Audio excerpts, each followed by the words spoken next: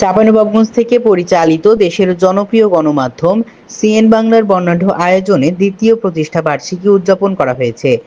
শুক্রবার ৩১ অক্টোবর সকাল থেকে দুপুর পর্যন্ত চাঁপাইনবাবগঞ্জ টাউন ক্লাবে কেক কর্তন সহ অন্যান্য আয়োজনের মাধ্যমে প্রতিষ্ঠা বার্ষিকী উদযাপন করা হয়। আয়োজনের শুরুতে সকালে টাউন ক্লাব থেকে একটি বর্ণাঢ্য র্যালি বের হয়ে শহরের বিভিন্ন সড়ক প্রদক্ষিণ করে, পরে একই স্থানে গিয়ে শেষ হয়। পরে টাউন ক্লাব মিলনায়তনে আলোচনা সভা অনুষ্ঠিত হয় এবং সভা শেষে কেক কর্তন করা হয়।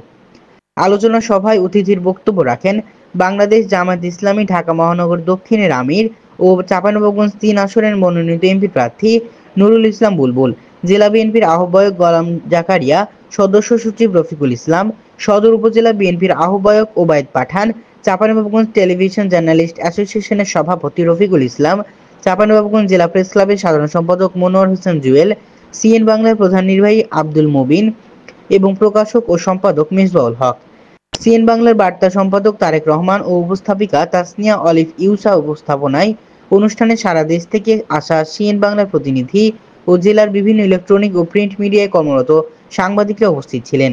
এ সময় অনুষ্ঠানে উপস্থিত অতিথিবৃন্দ সিএন বাংলাকে ফুলেল শুভেচ্ছা প্রদান করেন।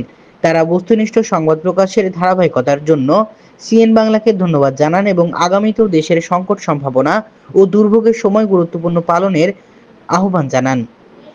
অনুষ্ঠানে আরো উপস্থিত ছিলেন চাঁপাইনবাবগঞ্জের বিশিষ্ট আইনজীবী ও আলোকিত গৌড়ের প্রকাশক নূরে আলম সিদ্দিকী আসাদ, দৈনিক চাঁপাই দর্পণের প্রকাশক ও সম্পাদক আশরাফুল ইসলাম রঞ্জু, দৈনিক মানবজমিনের staff reporter Faruk Ahmed Chowdhury, DBC নিউজের জেলা প্রতিনিধি জহুরুল ইসলাম, বিজয় টিভির জেলা প্রতিনিধি নাদিম হোসেন, সময় টিভির জেলা প্রতিনিধি জাহাঙ্গীর আলম সহ জেলায় কর্মরত বিভিন্ন ইলেকট্রনিক ও প্রিন্ট মিডিয়ার সাংবাদিকবৃন্দ।